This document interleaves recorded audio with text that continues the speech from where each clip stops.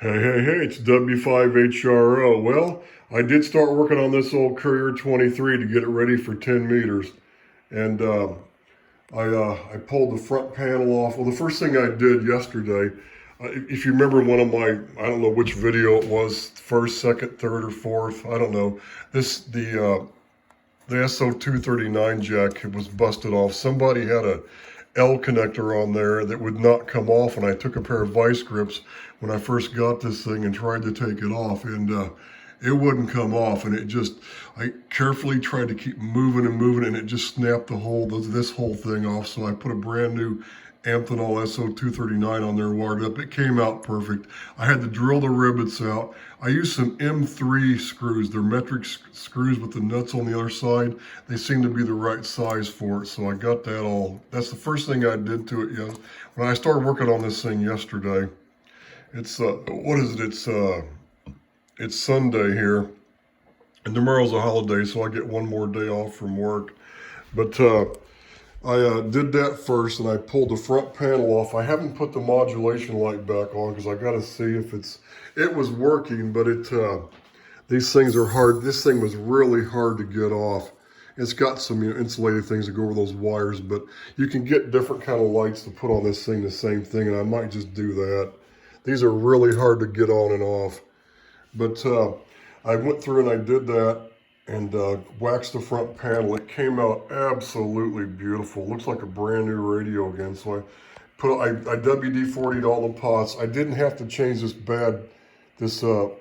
thing just really smooth now. You know what it was? I just squirted a little bit of WD-40 down inside of the pot on the bottom side, and it loosened it right up. It's like night and day. It was just kind of, I guess it had some rust in it.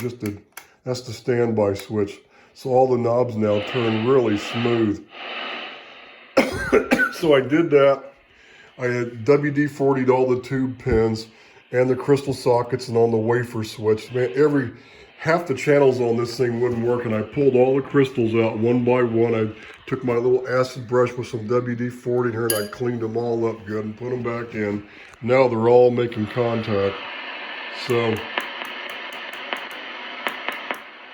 that's a blank spot there. 23, 1, 2, 3, 4, 5, 6, 7, 8, 9, 10, 11, 12, 13, 14, 15, 16, 17, 18, 19, 20, 21, 22, 20, yeah, 22. 23's on this side. So, remember they had like channel 22A and there was like B or something. There was a couple stuff. And then you could switch a couple of crystals around to get the remote control frequencies in between some of them. If I remember one, there used to be one right before or after channel 11, wasn't there? One there between that and 10, or was it between 11 and 12? I don't remember. But I modified one of these things many years ago for 10. It was a blast. And I had that exact same VFO, the PAL VFO. And that's what I'm doing. I ordered the capacitor for this, the filter cap. I'm going to take it apart. I'm going to get my scope out. I think I'm just going to probe around on that board, and I'm going to try to figure out which transistor is bad. I'm sure it's just one of the transistors. So the crystal it replaces is this one right here. That's the 37600 crystal right there. But it's not going to take it up to 10 meters. I have to change the crystal in that box, and I've been looking. It's hard to find a crystal. I mean, there used to be places that made them. I wish ICS was ICC. What did they? It was the place in Oklahoma City, and they went out of business just a few years ago. That guy finally had to close down after almost 50 years or something. It's too bad. It was called, what did they call it? It was called International Crystal Company, I think. Yeah, ICC, was that the name of it? So that's the last place that used to custom make crystals. So it's going to be hard to find. I'll find something that'll work. I can probably find something close and just, because I'm going to use a frequency counter on it anyway. But, it's going to be hard to find a right crystal. I thought about putting a TCXO in there, a variable one that I can adjust to get it in the right spot. I might have to do that in the end. But I think I can probably find a crystal to modify that. or I could increase, because what it does is there's a mixer in there.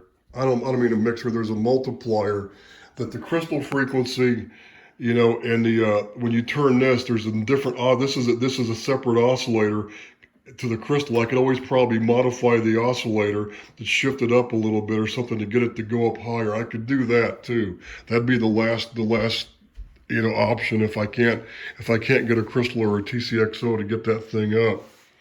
But anyway, I'll get there. But the thing does transmit, and I just hit the load in the plate, and let me see here. I'm just trying to do this to you. Let me see if I can get in here to do this. I don't want to break this connector. There, see? See, it's transmitting right now. And I'm getting about 3 watts out of it. That's about all it's doing. And I know it's going to take some time. Now, what you can do is the old this exact design was used in several of the old tube CBs back then. This was like, there was like several copies of this. The other brands made it too, and it was just basically a copy of this old design. You know, it was pretty darn close. It was similar, but it was the same tube layout, and then each brand had a few things they changed on it. But what you do is, this is a 6BQ5 tube. You put in a 6CW4. This is the RF amplifier to the final stage. You put in a 6CW5. This thing will do like 10 watts. But what you do is you, with the modulated tone, you adjust the load so you get peak modulation out of it. And then you know, then it drops down. It's not. I think it's like 8 watts or something, or it's somewhere close to that. So I'll probably put the 6CW5 in there. Was it 6CW4 or 6CW? I think it's 6CW5 is what it is. I got to remember 6CW5. Did I say 6CW4? I'm sure it's a 6CW5, but I know I've got one in my tube box because I worked on these things many years ago, you know, back in the day, and I had one that I actually had on 10 meters. But anyway, it's actually working. Now, I haven't checked to see if it modulates, but I'm sure it does. And I did remove that pot that turns the audio level down. I'm going to remove the clipper here. I'm going to at least remove half of it. I'm going to redo the audio chain. They got a .005 cat coming from the mic jack pin to the first other section of the circuit. And I'm going to change that to a 0.1 because you don't want, you know, you just want a DC block.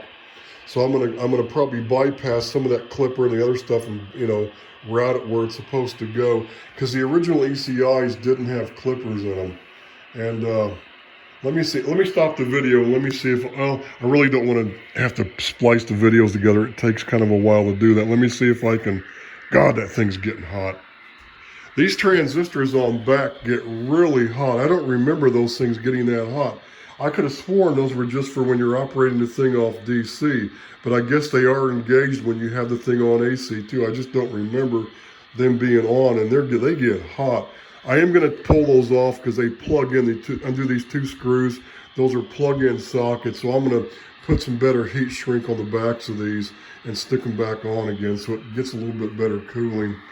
But anyway, and I haven't changed the caps yet. There's like a 0.047 mic. There's a 0.047 mic, and there's one across the secondary output of the transformer, 1,000 volt. And I've ordered that one. I didn't have any of those. I'm going to replace these other 2 today.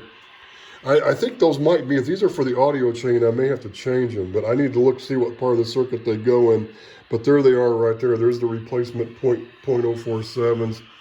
And there's a couple small electrolytics. I'm going to change those.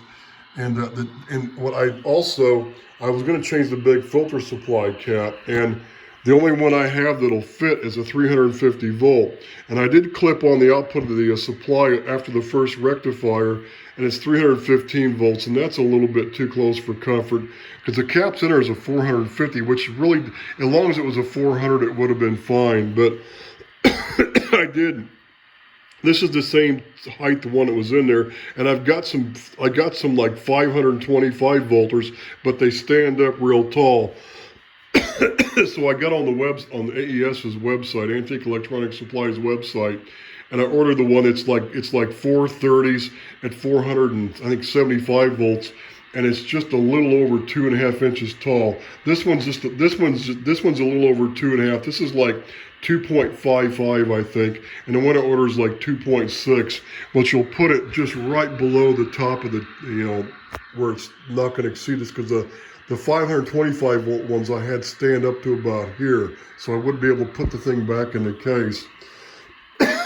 So I ordered one of those, and they did have a 0.047 thousand volt cap to replace that one, because that's kind of dangerous. That needs to be replaced. That one could go. So I'm going to change that. And there's also another one that's isolated from ground.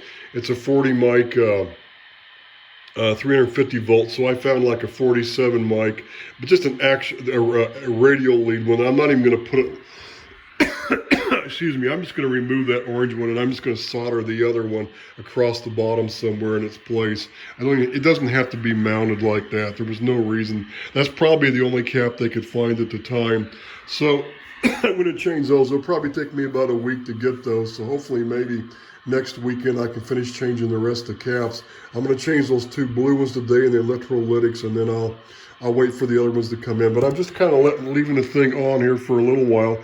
I just wanted to see if the thing was going to work or not. And it does transmit. I haven't checked to see if it modulates, but I'm sure it does. This thing, I'm pretty sure this thing was working when I got it. But like I said, I WD-40'd all the stuff to get the thing to quit breaking up, and now everything's making good contact. I'm going to touch up all those solder joints real carefully here in a minute on that wafer switch. Some of them look dull, and I'm going to go through the bottom side and touch up anything that looks dull. I'm going to touch it up, and then I'm going to find my 6CW5. I'm pretty sure it's a 6CW5. It could have been 6CW4. I think it's a 5, though. So I'm going to see it, look in my box, and I'll know which one it is, because I know I have at least 1 or 2 of them, and I don't have the other numbers, so whichever one I find is the one it's going to be. So I'm going to put that in there and see if the power comes up. I'm sure, I know it will. And it also beefs up the modulation too, believe it or not, the way you do it. Oh my God. So, but I was going to show you, where's that clipper circuit in here? I'm trying not to get shocked, and like I said, this thing's really hot, so I don't touch it too long, but there's a clipper for the audio chain right up in there.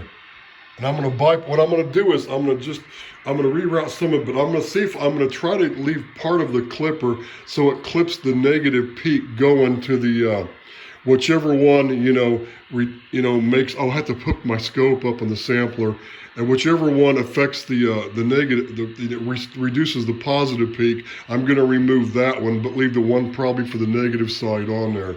That's how I'll do it. So, anyway, I just kind of want to show you that I did get this thing up and running, and that panel looks beautiful. And I think I showed you what the top of the cabinet looks like. That chrome on the cabinet on this thing is almost flawless. There's no scratches on the top, sides, or anywhere. I mean, it's absolutely beautiful. And there's the 100-watt matching amp. This was the business band amp. They didn't necessarily make this to sell for CB, but that's what people use them for. And that little amp, there's taps on the coil. That amp will work up to 6 meters, believe it or not. It'll work all the way up to 6. So that'll give me 100 watts output. And with the 6CW5 in here, 6CW4, whichever one it is, it'll actually, it'll beef it up a little bit. I didn't order any parts for that yet. I'm going to just kind of wait and see what I have. I'm going to take it apart first and, check out and see exactly what I need. I'm just trying to do this thing a step at a time. I got all summer to finish this, but I just at least want to get this started. But I am going to work on the PAL VFO soon too. But what I'm going to do is I have the Dimco, they called that thing the Dimco power modulator. It goes between the mic and the mic jack. It's just basically an audio preamplifier with the clipper built in. And I could use that for the clipper if I needed to. But I think for right now, I'm just going to put one of my amplified D104s on this thing like I used to do in the old days. Because this is one of the old style radios that you actually had to drive that mic input. Even though it's high Z, these things required some drive because the squelch circuit, they use the same audio tube for the receive and transmit. So that it divides off the other circuitry, which kind of sucks down some of the audio power, the audio level. So you have to kind of drive it with a amplified source. These things do require some drive. So I think temporarily I'm just going to hook up one of my amplified D104s. I've got some Tug 8s that still have the amplifiers in them, and I'm just going to use that to get it going, because I know those sound good on this thing anyway. That's what I used years ago. I didn't have the Demco on this. I had a Demco on something else. But I'll eventually hook up the Demco to it. I'll see what it does with the non-amplified D104. So that's all for now. This is the next step in the, I didn't realize I had so many videos on this Courier 23 because I combined the amplifier with it. There were several. What was my last one? 6. This is going to be what, video number 7, I believe. We're pretty close to it. So that's all for now. This is W5HRO on the Courier 23 modification for 10-meter YAM phone.